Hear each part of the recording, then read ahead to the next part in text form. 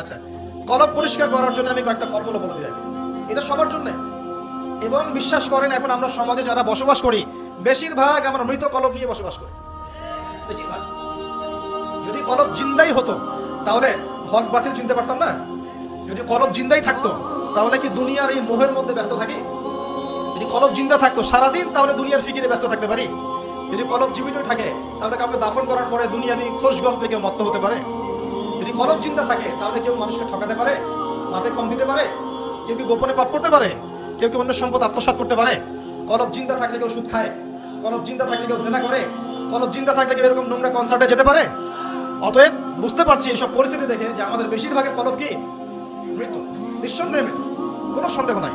নবী সাল্লাল্লাহু আলাইহি ওয়াসাল্লাম বলছেন, যখন আদম সন্তান একটা পাপ করে তখন কলবের মধ্যে একটা স্পট বা দাগ পড়ে, কালো একটা স্পট বা দাগ পড়ে। আবার যদি গুনাহ করে আবার স্পট পড়ে, আবার দাগ পড়ে, আবার গুনাহ করে আবার স্পট পড়ে। গুনার উপর গুনাহ করতে থাকে পুরো কলবটা কালো কুচকুচে কুৎসিত হয়ে যায়, দুর্গন্ধযুক্ত। অনেস্টলি বলেন তো দেখি, অনেস্টলি বলেন যে আমাদের কলবগুলো এখন এরকম না? আমরা কন্টিনিউয়াসলি পাপ করি না? কতবার দিনে আস্তাগফিরুল্লাহ ওয়া আতুবু ইলাইহি বলি? কতবার?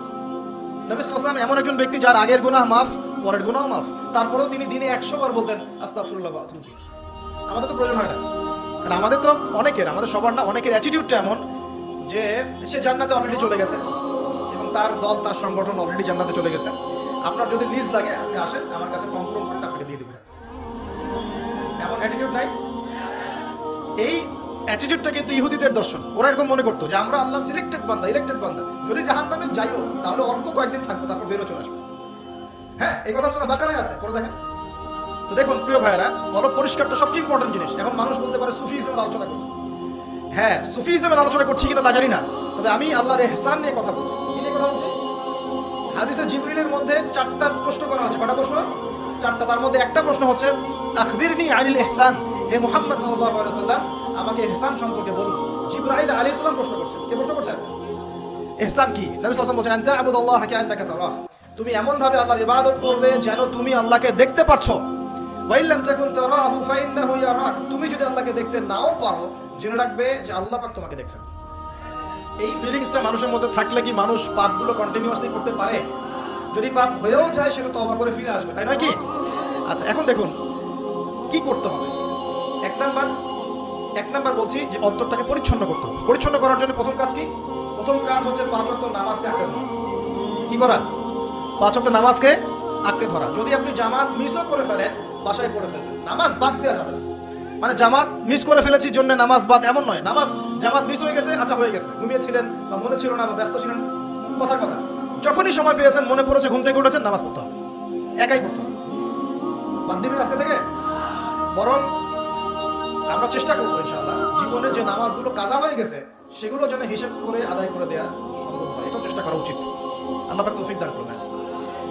একটা নসিহত, নামাজ ছাড়া যাবে না, কারণ একটা হাদিস যথেষ্ট। নবী সাল্লাল্লাহু আলাইহি ওয়াসাল্লাম বলেছেন যে মান তারাকা সালাতান মুতাআম্মিদান ফাকাদ কাফার, যে ব্যক্তি ইচ্ছাকৃতভাবে নামাজকে ছেড়ে দিল সে ব্যক্তি যেন কুফরি করল। কি করল? কুফরি করল। মুআজ বিন জাবাল রাদিয়াল্লাহু আনহুর হাদিসে এসেছে, নবী সাল্লাল্লাহু আলাইহি ওয়াসাল্লাম বলেছেন মান তারাকা সালাতান মুতাআম্মিদান ফাকাদ বারিআত মিন জিম্মাতিল্লাহ, যে ব্যক্তি ইচ্ছাকৃতভাবে তার উপর অর্পিত ফরজ নামাজ ত্যাগ করলো সে ব্যক্তি আল্লাহ পাকের জিম্মেদারি থেকে মুক্ত হয়ে গেল, তার উপর আল্লাহর কোনো জিম্মেদারি নাই। প্রথম নসিহত, যদি অন্তর পরিচ্ছন্ন করতে চাই নামাজ। মনে থাকবে ইনশাআল্লাহ। আল্লাহ আমাকে তৌফিক দান করুন, আপনাদের সবাইকে তৌফিক দান করুন। 2 নাম্বার, বেশি বেশি কোরআন তেলাওয়াত। বেশি বেশি কি? কোরআন তেলাওয়াত। কোরআন তেলাওয়াতের কোনো বিকল্প নেই, কিছু শিখেন। 1 নাম্বার সূরা ফাতিহা, 2 নাম্বার সূরা ফালাক নাস ইখলাস 3 বার করে সকাল সন্ধ্যা। সূরা ফালাক নাস ইখলাস, কুল হুয়াল্লাহু আহাদ, কুল আউযু বিরাব্বিল ফালাক এবং কুল আউযু বিরাব্বিন নাস, 3 বার। সূরাতুল কাফিরুন ঘুমানোর আগে একবার, সূরা হাশরের শেষ 3 আয়াত, সূরা বাকারার শেষের 3 আয়াত, ঠিক আছে?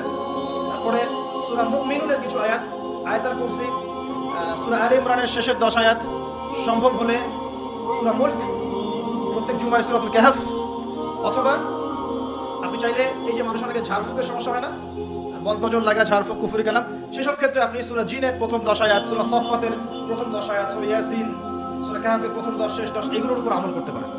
ইনশাআল্লাহ দেখবেন আপনার জীবনে বরকত আসবে।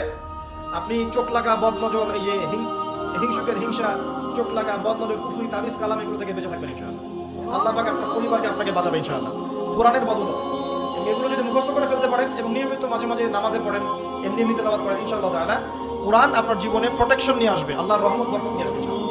এবং কোরআনের মধ্যে কি আছে? শিফা, আরোগ্য আছে। ওয়া নুনাজ্জিলু মিনাল কুরআন মা হুয়া শিফাউ ওয়া রাহমাতুল লিল মুমিনিন।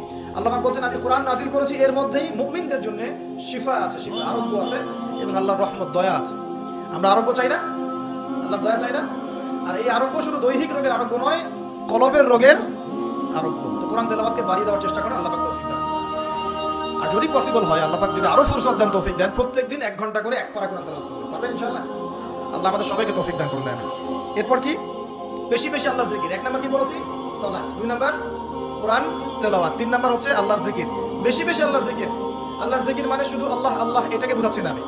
আল্লাহর জিকির মানে আপনি সবসময় ফিল করবেন, আল্লাহকে স্মরণ করবেন যে আল্লাহ পাক আপনাকে দেখছেন, আপনি আল্লাহকে ইবাদত করছেন, আল্লাহ আপনাকে দেখছেন, আপনি আল্লাহকে দেখতে না পারলেও আল্লাহ আপনাকে দেখছেন, আল্লাহ আপনার কথা শুনছেন, আল্লাহ হাজির নাজির, আপনি ফিল করবেন। জিকির মানে কি? স্মরণ করা। জিকির মানে কি? স্মরণ করা। আপনি সুবহানাল্লাহ পড়ছেন, আল্লাহ জিকির করছেন, আলহামদুলিল্লাহ আলহামদুলিল্লাহ পড়ছেন, আল্লাহু আকবার পড়ছেন, লা ইলাহা ইল্লাল্লাহ পড়ছেন, হ্যাঁ, লা হাওলা ওয়ালা কুওয়াতা ইল্লা বিল্লাহ পড়ছেন, এগুলোতে আপনি আল্লাহর জিকির করছেন, আলহামদুলিল্লাহ। এখন ব্যবসা করতে গিয়েছেন, এই যে মাপের দাড়িপাল্লা উঠালেন, এই যে মাপে কম দিচ্ছেন, এখন কি আল্লাহ আপনাকে দেখছেন না? এই যে আপনি আল্লাহকে স্মরণ করছেন যে আল্লাহ আমাকে দেখছেন, মাপে কমটা দেওয়া যাবে না, যদিও কাস্টমার বুঝতে পারছেন না। এই যে আপনি আল্লাহকে স্মরণ করলেন, এটাই আল্লাহর জিকির। এটা কি? আল্লাহর জিকির। আপনি ওই যে স্কুলে গিয়েছেন বা কলেজে গিয়েছেন, এখন মাশাআল্লাহ আপনার তো বান্ধবীর অভাব নাই, কয়েকজন বান্ধবী আপনাকে ফোর্স করছে, চল ওখানে গিয়ে কফি খাই, সেই করে আজকে ঘুরে আসি রমনা পার্ক নাকি। তো এখন আপনি আল্লাহকে স্মরণ করছেন যে আমি আল্লাহকে দেখতে না পারলেও আল্লাহ তো আমাকে দেখছেন, না আমি তোমাদের সাথে যেতে পারবো না, এটা আমার জন্য জায়েজ নাই। এই যে আপনি আল্লাহকে স্মরণ করলেন, এটার নাম কি? আল্লাহর জিকির। সমাজে দায়িত্ব পেয়েছেন, আলহামদুলিল্লাহ, দায়িত্ব পাওয়া খারাপ কিছু নয়, এটাকে সঠিকভাবে পালন করাটাই চ্যালেঞ্জ। দায়িত্ব পাওয়া খারাপ কিছু নয়, দায়িত্বটাকে সঠিকভাবে পালন করাটা চ্যালেঞ্জ। দায়িত্ব পালন করতে গিয়ে আপনি ন্যায় বিচার করছেন, যখন দেখছেন যে এমন একটা বিচার সামনে চলে আসছে যে এখানে তো সমস্যা, এখানে ন্যায় বিচার করলে আমাকে হয়তো কিছু প্রতিবন্ধকতা শিকার হতে পারে, আর যদি অন্যায় করি তাহলে দুনিয়ার স্বার্থ আছে। এখন আপনি যদি অন্যায়টাকে বেছে নেন, আপনি আল্লাহর জিকির করেন নাই। যদি তখন আপনি ন্যায়টাকে বেছে নেন, আপনি তখন আল্লাহর জিকির করছেন। আল্লাহর জিকির শুধুমাত্র সুবহানাল্লাহ আলহামদুলিল্লাহ তাসবিহ তাহলিলে নয়, সমাজে চলতে ফিরতে উঠতে বসে সবখানে আল্লাহর জিকির আছে। আল্লাহর স্মরণ, আল্লাহকে স্মরণ করা, আল্লাহর তৌফিক দান করুন। জিকির বাড়িয়ে দেই। 4 নাম্বার কি? 4 নাম্বার হচ্ছে জ্ঞান অর্জন। মানে বেশি বেশি কোরআন সুন্নাহর জ্ঞান অর্জন করেন, আল্লাহর নূর মারিফত পাওয়া যাবে ইনশাআল্লাহ। 5 নাম্বার একটা বলে দেই, সেটা হলো আল্লাহওয়ালা মানুষ যারা আল্লাহওয়ালা মানুষ, আল্লাহর এবং রাসূলের কথা বলেন, যারা মুত্তাকি, পরহেজগার এবং সৎ, এই সব মানুষদের সাথে সংস্পর্শে থাকেন, আল্লাহ পাকের নূর পাওয়া যাবে ইনশাআল্লাহ। 5টা কথা বললাম খালি, অনলি 5টা।